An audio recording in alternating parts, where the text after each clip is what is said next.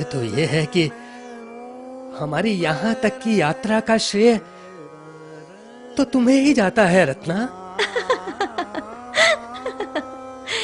चलिए, कभी कभी याद आते रहेंगे हम भी, चाहे आप हमें कोई श्रेय दीजिए या ना दीजिए।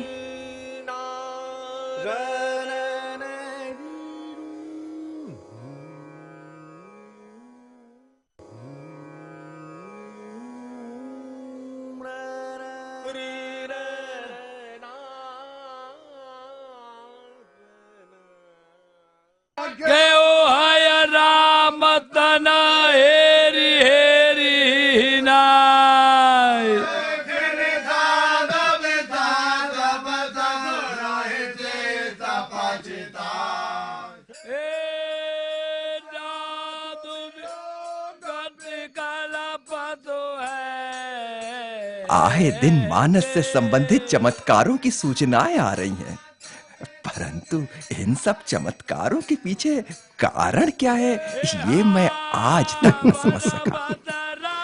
मेघा भगत जी, सबसे बड़ा चमत्कार तो तुलसी स्वयं है। देखिए, यदि राम करुणा और मर्यादा की प्रतिमूर्ति हैं, तो तुलसी उस मूर्ति की छाया। सच कहते हैं मधुसूदन जी, हमारी लीला में तो भगवान की झांकी ही प्रमुख है, मगर तुलसी भैया की लीला में तो सब कुछ है। अभिनय, गीत, संगीत, मानस पाठ। परंतु जगह जगह महंत जी के गुर्गे बनता हुआ खेल बिगाड़ने में लगे हैं। उनकी पहुंच सीधे कोतवाल तक है। चिंता मत करो, हमारी पहुंच सीधे श्री राम तक है। कहाँ रह गए थे आप? काशी के बड़े बड़े घंटे घड़ियालों के शोर में अपनी छोटी छोटी चौपाइयों के लिए स्थान बना रहे थे। समय तो लगेगा, किंतु आपकी राम कथा का रंग जब एक बार चढ़ जाएगा तो उतरेगा कहाँ। अरे पूरा भारत घूम घूम कर आपने रामलीला की ऐसी सुंदर कल्पना की है कि लोगों का उत्साह बढ़ता ही आ रहा है। और अब तो शहर के कई स्थानों पर लोग रामलीला खेलने का अनुरोध कर रहे हैं। अब तो हम भी सोच रहे हैं कि आपसे आज्ञा लेकर आपके दोहे चौपाइयों को हम अपनी लीला में भी गाना आरंभ कर दें। मेघा भैया, राम जी की चौपाइयां आप चाहे जितनी ले लें, किंतु हमारे चौपाई गाने वालों को हमारे पास ही रहने दीजिएगा। चौपाई गाने वालों की तो हमारे पास भीड़ लगी रहती है। बाबा, आज भी कुछ नए लड़के आए हैं, आप चलकर उन्हें देख लेते तो। हाँ, क्यों नहीं, चलो। जब लगे न पाया पकारी हो,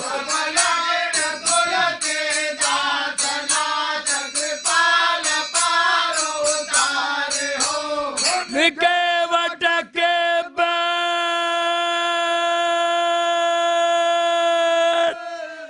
प्रेम लपेटे अटपटे।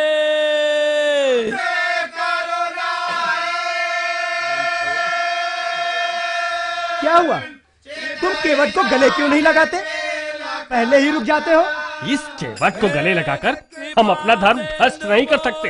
भगवान राम भला इस केवट को कैसे गले लगा सकते हैं? और आ गए हो क्या? तुम ऐसी मूर्खता करोगे तो? हम मूर्ख सही, बड़े विद्वान हो तो तुम ही लगाओ राम बनकर केवट को गले। शिव शिव शिव, राम के नाम पर ऐसा अनाचार, अधर्म। अरे तुम राम जी से केवट को गले लगाने को कह रहे हो? अजी, किस रामायण में ऐसा बताया गया है?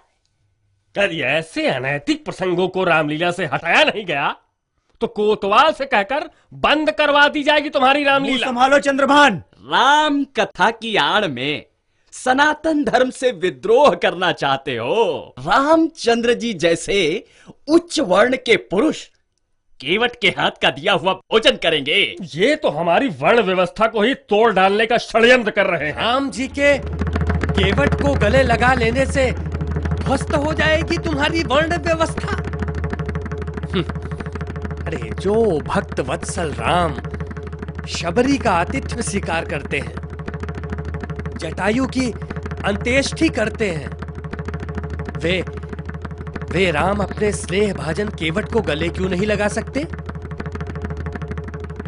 ऐसा करने से तो राम राज्य की व्यवस्था और भी सुदृढ़ होती है। रामचरितमानस में हमारे युग का धर्मबोध है। अरे मानस हमारे समाज का एक उज्जवल दर्पण है। आप ही अपना मुख देखिए इस दर्पण में। हम ऐसे राम का पात्र नहीं करेंगे जो केवट को गले लगाकर उसे सम्मान और स्नेह दे। जिसे जिसे इस अनाचार से बचना हो, चढ़ाए हमारे साथ। हमारे राम जी को तो केवट को गले भी लगाना है और उसका दिया हुआ भोजन भी करना है। जिसे ये अनाचार लगता हो चला जाए इनके साथ।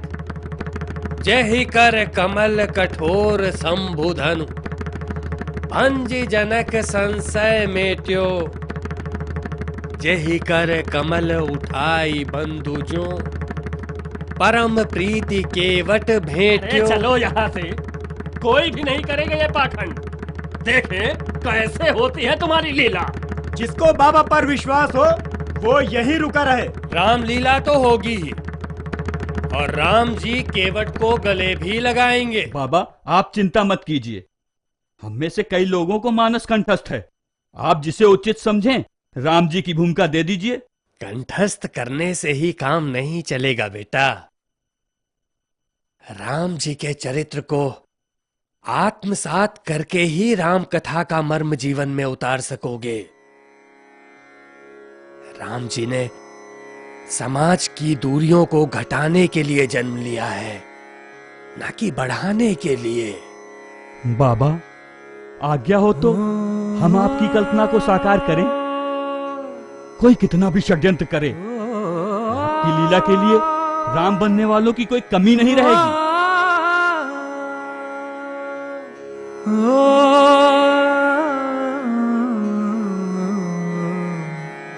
जग माही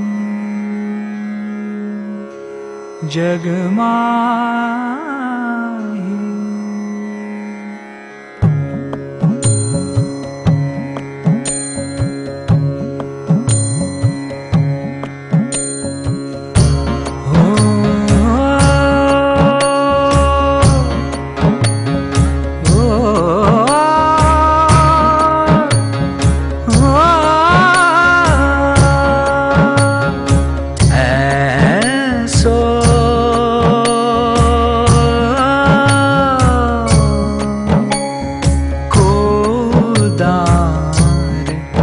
जग माही ऐसो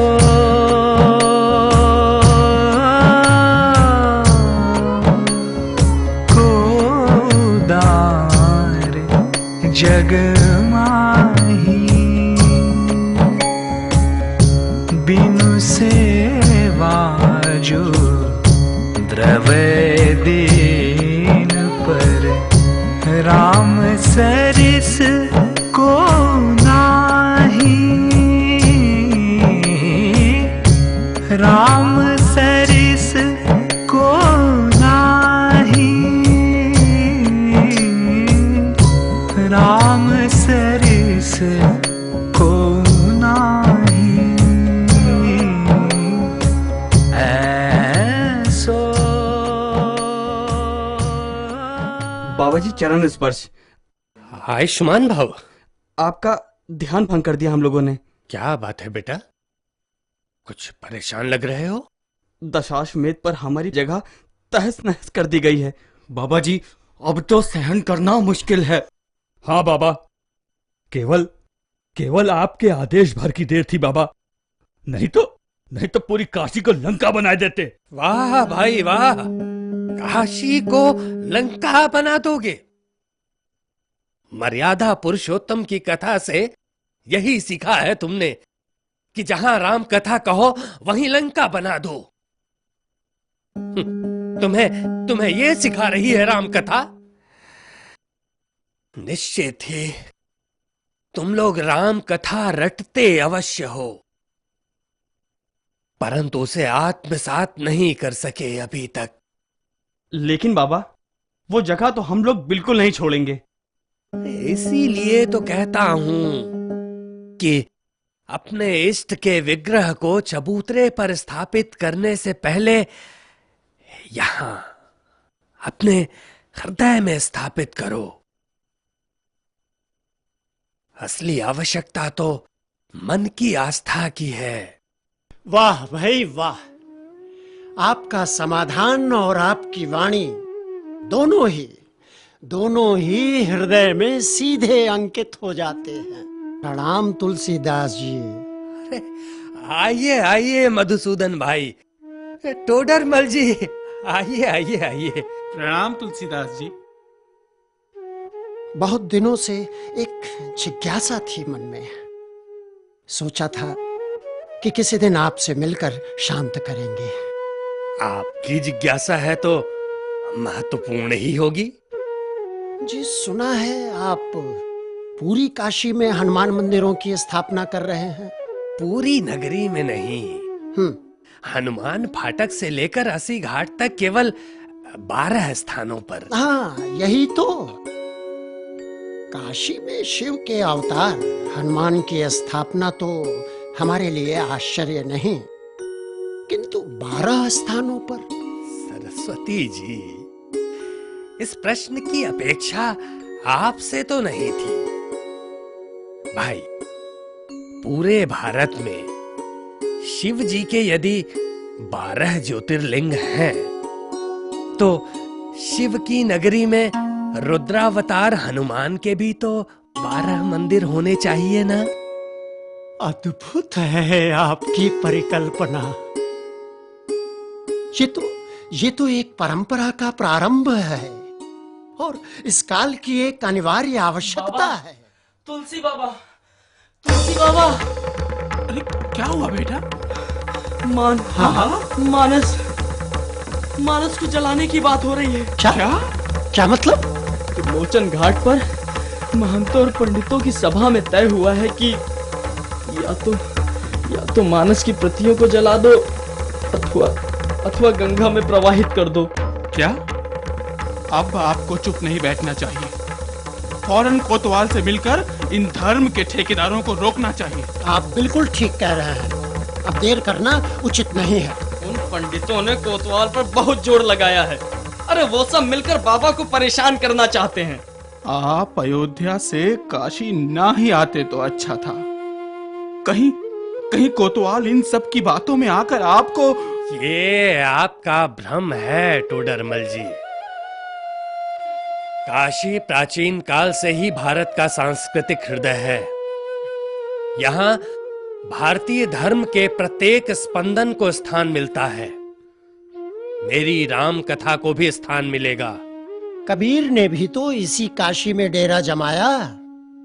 उनसे तो पंडित ही नहीं, काजी और हाकिम भी नाराज थे, परंतु उन्हें कोई हाथ तक नहीं लगा पाया। काशी को दिल्ली और लाहौर से कम न समझो। यहाँ कोई भी सही या गलत कदम उठाने से पहले कोतवाल को 1000 बार सोचना पड़ेगा। ईश्वर करे ऐसा ही हो, परंतु मुझे तो इन पंडितों की नीयत कुछ ठीक नहीं लगती। श्री रामचरितमानस की दिन प्रतिदिन बढ़ती लोकप्रियता से ये तो पता था कि कर्मकांड पर ही जीने वाले पंडित इसे पचा नहीं पाएंगे, परंतु ये इतनी नीचता पर उतारू हो जाएंगे, विश्वास नहीं होता। कुछ पंडितों ने तो यहाँ तक फैला रखा है कि तुलसी रामानंदी होने के साथ साथ ब्राह्मण विरोधी भी हैं। क्या जात पात और छुआछूत के विरुद्ध बोलने के लिए रामानंदी होना आवश्यक है? क्या ये विचार केवल एक ही व्यक्ति के मन में आ सकते हैं? गुरुजी, क्या हुआ? अरे कुछ कहोगे भी? लॉर्ड भैरव पर एक सभा हो रही है जिसमें यह निश्चय हुआ है कि मानस हमारे शास्त्रों का खुला उल्लंघन है। इसको लिखने वाला, बोलो, भय मत करो। इसको लिखने वाला भी हमारे धर्म पर कलंक है।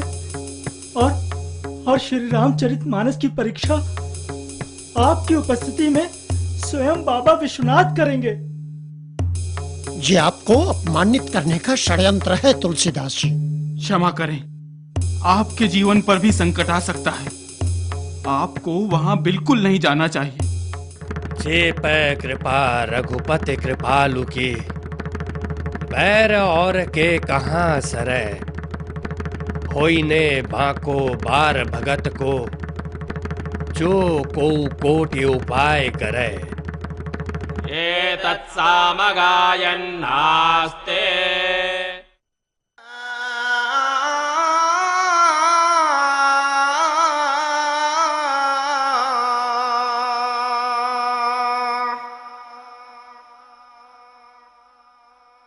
Allahu Akbar, Allahu Akbar, La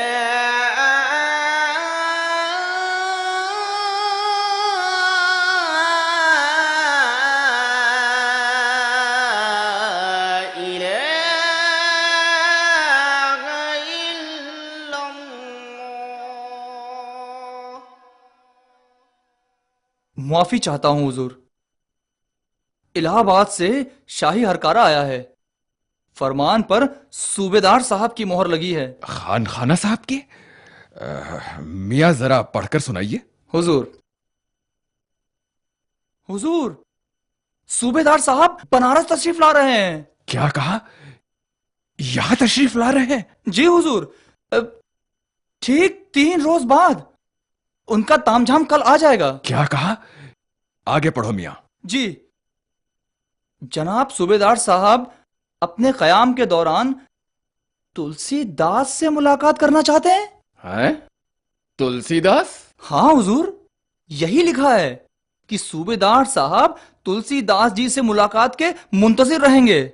जरूरी इंतजामात देख लिए जाएं। देखा मियां, बुड्ढे की जड़ें बहुत गहरी हैं। ये तो गजब हो गया हुजूर। अरे आज ही तो पंडितों ने तुलसीदास को बेइज्जत करने के लिए विश्वनाथ मंदिर पर बुलवाया है। लेकिन इस फरमान की रोशनी में देखिए हालात को। दिखाई दिया कुछ? जी नहीं। लेकिन हमें दिखाई दे गया। आप फौरन जाइए और पंडितों को कोई भी बदअमनी फैलाने से रोकिए, और जनाब तुलसीदास को पूरे एहतराम से खबर कीजिए कि सूबेदार जनाब अब्दुल रहीम खान खाना साहब उनसे मुलाकात करना चाहते हैं। मेहरबानी करके इत्तला होने तक वक्त खाली रखें। जी हुजूर। नमामि शमीशान निर्वाण रूपम विभुं व्यापकं ब्रह्मवेदस्वरूपम् निजं निर्गुणं निर्विकल्पं निरीहं चिदाकाशमाकाशवासं भजेऽहम् चिदाकाशमाकाशवासं। महाराज जी तो अभी तक आए नहीं। अरे हमको तो लगता है छोड़ के भाग गए। और क्या? प्रणाम बहन जी। प्रणाम। हरिहर, आया कोई? बस आते ही होंगे महाराज। कितने? केवल 4 घुड़सवार? कोतवाल साहब ने कहा है कि बदअमनी फैलते ही। तुम्हें बताकर फैलेगी बदअमनी, पता नहीं कितने चेले होंगे उसके साथ। उनसे कहो कम से कम 4 घुड़सवार और भेजें। महंत जी, ये पाखंडी गोसाई हम लोगों के सारे जजमान तोड़ ले जाएगा। कैसा धर्म फैला रहा है दुष्ट।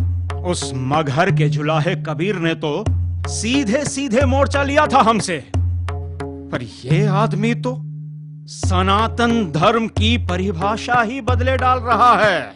और तो और जगह जगह हनुमान जी की स्थापना करवा दी है। सारी भीड़ उसी तरफ खींची जा रही है। लोगों को लगता है कि उस पूजा में तो कोई प्रपंच है नहीं। ब्राह्मण के बिना क्या कोई धर्म कर्म पूरा हो सकता है? अब हमारे मंदिरों में कौन आएगा चढ़ावा चढ़ाने? भोली भाली जनता को फुसलाकर हमारी समस्त पूजा पद्धति ही बदल डाल रहा है, पापी कहीं का। अरे हमारी काशी में ताल ठोक के कह रहा है कि शिव राम को भजते हैं। बताओ भला बड़ा कौन हुआ, शिव जी कि राम जी? जरा देखो तो आए घुड़सवार। जय सीताराम। लगता है ये तो वही आ गया दुष्ट। हम तो समझे थे आएगा ही नहीं। जय सीताराम। काशी के समस्त विद्वत जनों को तुलसीदास का नमस्कार। आओ परम ज्ञानी तुलसीदास, बाबा विश्वनाथ तक को प्रतीक्षा करवा दिया। किसे कह रहे हैं परम ज्ञानी?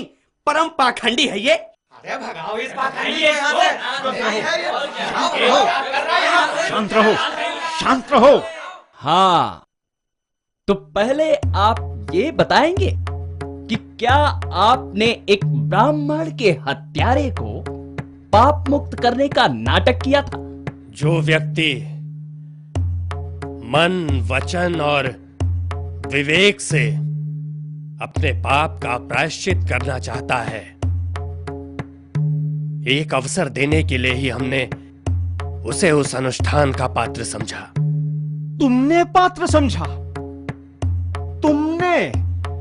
स्वयं जिसकी जाति कुल शिक्षा का पता नहीं, उसने पात्र समझा। हाँ, जिसके न माता पिता का ही कुछ पता है न घर द्वार का, ऐसा आदमी काशी में पुरोहित है। सांप सूंघ गया, उत्तर दो अब। धूत कहो अवधूत कहो, रजपूत कहो जुल्हा कहो को, काहू की बेटी सो बेटा न ब्याहब, काहू की जाति बिगाड़ न सो। कविताई न झाड़ो, सीधे सीधे बताओ कि पवित्र देववाणी में रचित देव कथा को फूहड़ बोली में रचने का अधिकार किसने दिया तुमको? जिन पवित्र ग्रंथों के पठन पाठन का अधिकार परंपरा से हमारे पास है, उसे गंवारू भाषा में कहने का अधिकार कैसे मिला तुमको? महंत जी, यह अधिकार हमें उन सिया राम जी ने दिया है, सहस्त्राब्दियों से जिनकी महागाथा हमारी आत्मा में ऐसे बह रही है जैसे हृदय में रक्त। उनके नाम को अपनी भाषा में अपने लिए स्मरण करना भी क्या पाप है? भगवान राम की महिमा कोई पहली बार गाई जा रही है। वाल्मीकि रामायण, आध्यात्म रामायण जैसे ग्रंथ नहीं हैं जिनका हम पूरे विधि विधान से पारायण करते हैं। संस्कृत में पारायण आप करते हैं, किंतु आपके अतिरिक्त उसे कौन सुनता और समझता है महंत जी? जिसने कथा पूजा करवाई है वो जजमान सुनेगा, और जिसे हम समझाएंगे वो समझेगा। किंतु जैसे पवित्र गंगा जल से आचमन करने का अधिकार सबको है, वैसे ही मर्यादा पुरुषोत्तम की महागाथा अपनी भाषा में कहने, सुनने और समझने का अधिकार भी सबको है। देखा? किंतु जरा ये तो बताओ, कौन सी रामायण में उल्लेख है कि भगवान शिव राम जी की पूजा अर्चना करते हैं? और राम जी भी बालू का शिवलिंग बनाकर उनकी पूजा करने बैठ जाते हैं। शिव और राम दोनों एक दूसरे की पूजा करेंगे? हद है मूर्खता की। शिव पूजा करेंगे हम तो दोनों में कोई भेद समझते ही नहीं। एक ब्रह्म का रुद्र रूप है, दूसरा ब्रह्म का राम रूप। तुम्हारे समझने न समझने से क्या होता है? भेद है तो है। आश्चर्य है कि आप ही हरि और हर के भेद में उलझे हुए हैं। हरिहर जी आपका नाम जिसने भी रखा हो, हरि और हर को एक समझने का अपराध कम से कम हमसे तो पहली बार नहीं हुआ। आज भी यही रुद्र रूपी राम मेरी रक्षा करेंगे। और हमारा तो कहना है, यदि आप लोगों के पास मानस पढ़ने का समय नहीं है तो विनय पत्रिका के ही कुछ पद पढ़ डालिए। आपकी आत्मशुद्धि के लिए इतना ही पर्याप्त है। क्षमा कीजिएगा, जितनी जगह में आपके महंत जी की गद्दी है, उससे छोटी जगह में तो तुलसी बाबा की गुफा है। विश्वास नहीं तो देख आओ जाकर। काशी में बहुत जोगी पड़े रहते हैं गुफाओं और बिलों में, साधना के नाम पर। ये सब दंड फंद जमीन हड़पने के हथकंडे हैं महाराज।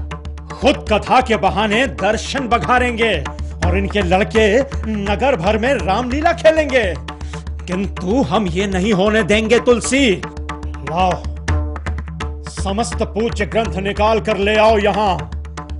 बाबा विश्वनाथ स्वयं इनकी पोथी की परीक्षा लेंगे।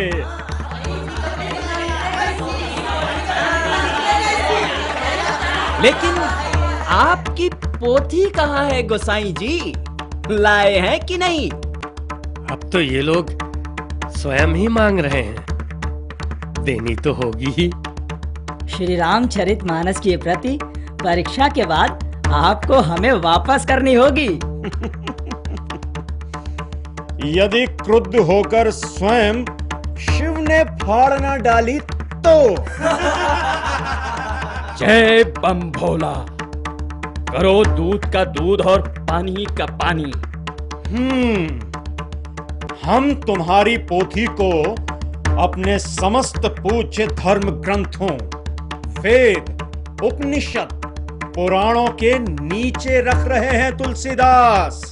यदि तुम्हारी पोथी में तनिक भी शक्ति है या तुम में कोई चमत्कारिक सिद्धि है तो ये पोथी इन धर्म ग्रंथों के ऊपर आकर दिखाए। आप ये क्या अनर्थ करने जा रहे हैं महंत जी? श्री रामचरितमानस इन पूज्य ग्रंथों के नीचे कैसे रखी जा सकती है भला? क्यों? क्या तुम्हारी पोथी इन ग्रंथों से भी महान है जो इनके ऊपर रखी जाए? श्री रामचरितमानस को इन सनातन ग्रंथों के ऊपर रखिए ताकि स्पष्ट हो सके कि ये शास्त्र ही मेरी रची राम कथा का आधार है। नाना पुराण निगमागम सम्मतम यद रामायणे निगदितम क्वचिदन्यतोपि स्वान्तः सुखाय तुलसी रघुनाथ गाथा भाषा निबंध मति मंजुल मातनोति। मानस का आधार ये पवित्र ग्रंथ ही है, न कि मानस इनका आधार है।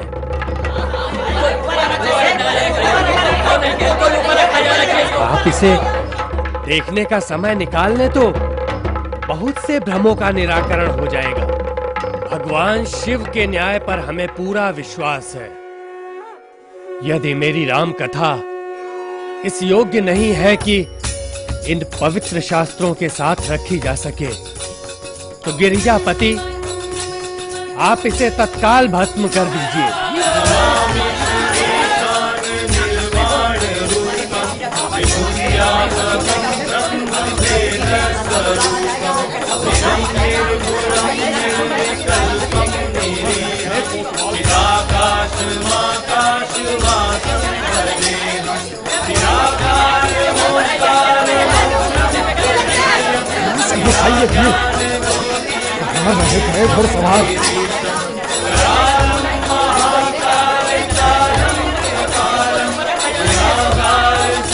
काशी में इतना पाखंड करने की इसकी हिम्मत कैसे हुई?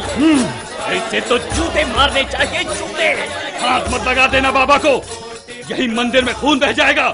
नहीं नहीं सजीवन, देख रहे हैं दरोगा जी, मंदिर में घुस के बदअमनी फैला रहे हैं तुलसीदास के चेले। फौरन फौरन गिरफ्तार कीजिए इनको, फौरन गिरफ्तार कीजिए। दरोगा जी, यहाँ से जल्दी से ले जाइए काशी के इस कोढ़ को। किसके लिए ये जबान इस्तेमाल कर रहे हैं जनाब? हम यहाँ किसी को गिरफ्तार करने नहीं आए। यहाँ पर तुलसी पंडित कौन है? उन्हें एक शाही फरमान देना है। हम हैं तुलसीदास, कहिए क्या काम है? आदाब अर्ज है जनाब, आपके नाम सूबेदार जनाब अब्दुल रहीम खान खाना साहब का एक पैगाम है। वे यहाँ 2 रोज बाद आपसे मुलाकात करना चाहते हैं। ये दस्तखत उन्होंने खास तौर पर आपको भिजवाया है। कोतवाल साहब का हुक्म है कि इस सिलसिले में जो भी जरूरी इंतजामात आपकी तरफ किए जाने हों आप बता दें, ताकि मैं उन्हें इत्तला कर सकूं। हम सूबेदार खानखाना साहब के बहुत आभारी हैं। कोतवाल साहब से कहिएगा कि बहुत बेसब्री से हम खानखाना साहब की प्रतीक्षा कर रहे हैं। बेहतर जनाब। रुद्राष्टकमिदं प्रोक्तं विप्रेण हरतोषये, ये पठन्ति नरा भक्त्या तेषां शंभुः प्रसीदति। लो, शहनाई वाले तो इधर ही आ रहे हैं। आ गए सूबेदार साहब। सूबेदार नहीं, ये तो दरबार चलकर आया है बाबा की कुटिया पर।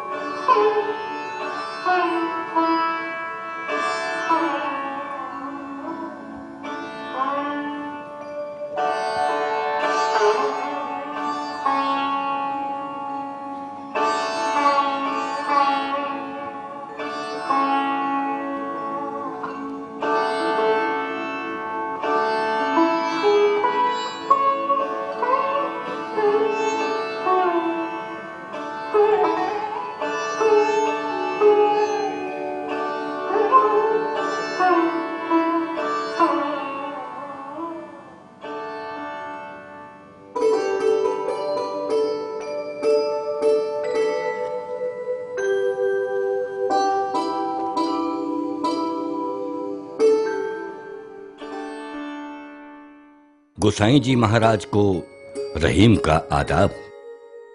आयुष्मान भव, यशस्वी भव।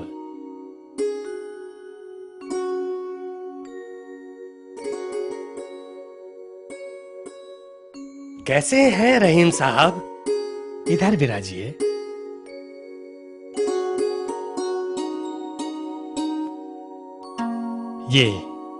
ये मेरे मित्र मूर्धन्य विद्वान स्वामी मधुसूदन सरस्वती और आप गणमान्य सेठ साहू टोडरमल जी। प्रणाम।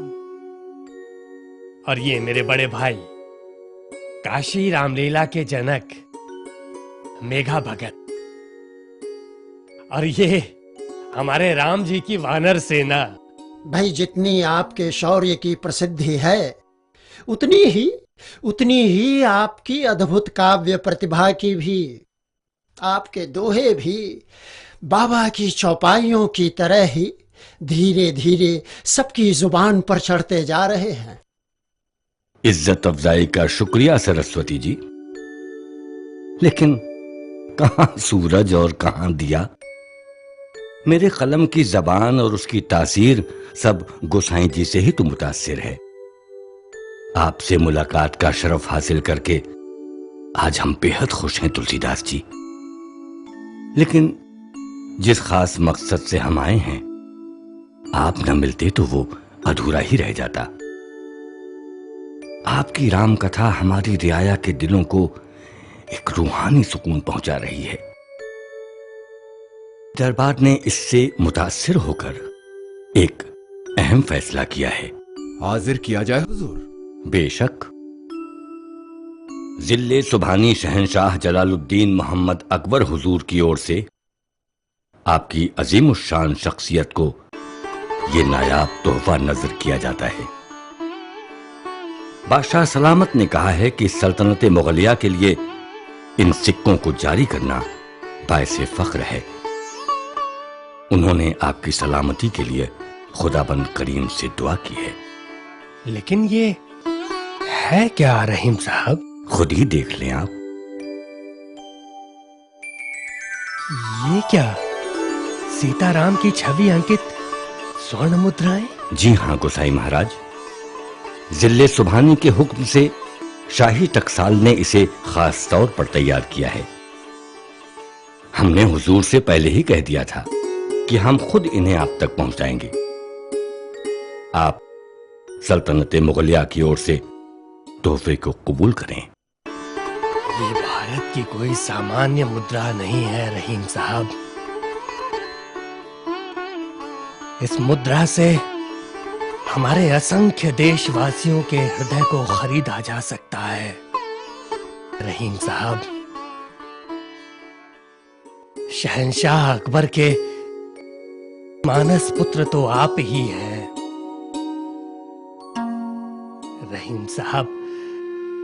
आपको और आपके मानस पिता को मेरी ओर से असंख्य धन्यवाद।